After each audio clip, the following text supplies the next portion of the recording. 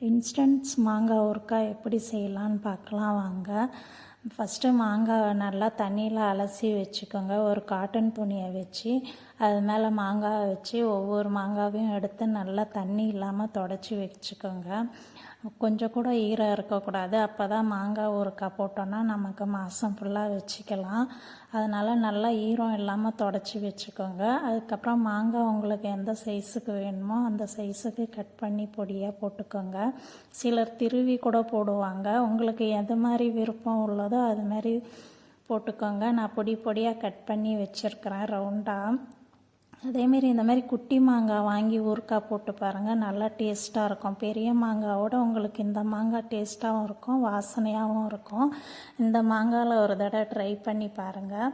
அதுக்கப்புறம் ஒரு பாத்திரம் வச்சு அதில் 2 ஸ்பூன் வெந்தயம் 2 ஸ்பூன் கடுகு போட்டு நல்லா பொன்னிறமாக வறுத்துடுங்க. நீங்கள் வெந்தயம் கருக விட்டுறாதீங்க. வெந்தயம் கருகுச்சுன்னா கசப்புத்தன்மை கொடுக்கும். அதனால் வெந்தயம் கருகாத அளவுக்கு நீங்கள் பொன்னிறமாக வதக்குங்க. கொஞ்சம் கடாய் ஹீட் ஆனோடனே கேஸ் ஆஃப் பண்ணிவிடுங்க. அந்த கடாய் ஹீட்லேயே உங்களுக்கு கடுகும் வெந்தயமும் நல்லா பொன்னிறமாக ஆகிடும்.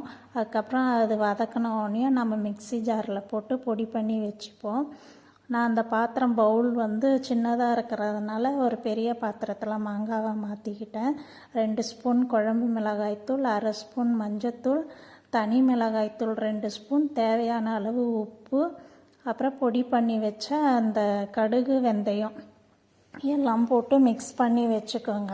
நல்லா அந்த மாங்காவோட மிக்ஸ் ஆகணும். நல்லா கிளறி வச்சு அதுக்கப்புறமா தேவையான அளவு ஆயில் விட்டுக்குங்க. நான் கடலை எண்ணெய் விட்டுருக்குறேன். உங்களுக்கு எந்த எண்ணெய் வேணுமோ விட்டுக்கோங்க. ஊறுகாய்க்கு நல்லெண்ணெய் விட்டால் நல்லாயிருக்கும். ஆனால் என்கிட்ட நல்லெண்ணெய் இல்லாதனால கடலை எண்ணெய் ஊற்றிருக்கிறேன். கடலை எண்ணெயிலையும் நல்லாயிருக்கும் டேஸ்ட்டாக, அது ஒரு தனி ஃப்ளேவராக இருக்கும். அதுக்கப்புறம் கேஸ் பற்ற வச்சு ஒரு 15 நிமிஷம் நீங்கள் அந்த ஹீட்லேயே வதக்கணும் மாங்காவை. ஏன்னா அந்த மஞ்சத்தூள் மிளகாய்த்தூள்லாம் போட்டிருக்கிறதுனால அந்த பச்சை வாசனைலாம் போகிறதுக்காக நான் ஒரு 15 நிமிஷம் அதை ஹீட்டில் வதக்கி நல்லா சூடு ஆறின பிறகு ஒரு கண்ணாடி பவுலில் போட்டு அது மேலே ஒரு துணி, காட்டன் துணியை போட்டு ஒரு லப்பர் பேண்டு போட்டு வெயிலில் காய வச்சிடுங்க. வெயிலில் ஒரு 15 நாளைக்கு வச்சு எடுங்க. அப்போ தான் ஊறுகாய் நல்லாயிருக்கும். ஒரு மாதம் கூட வச்சு சாப்பிட்லாம் நம்ம ஊறுகாவை. இது என்னோடய ஸ்டைலில் நான் இன்ஸ்டன்ட் மாங்காய் வச்சு செய்திருக்கிறேன். இந்த மாங்காயில் செய்து பாருங்கள், நல்லா டேஸ்ட்டாக இருக்கும். இந்த மாங்காய் குட்டி மாங்காய், பெரிய மாங்காவோட குட்டி மாங்காயில் டேஸ்ட்டாக இருக்கும். இது பிடிச்சிருந்தா நீங்கள் லைக் பண்ணுங்கள், ஷேர் பண்ணுங்கள்.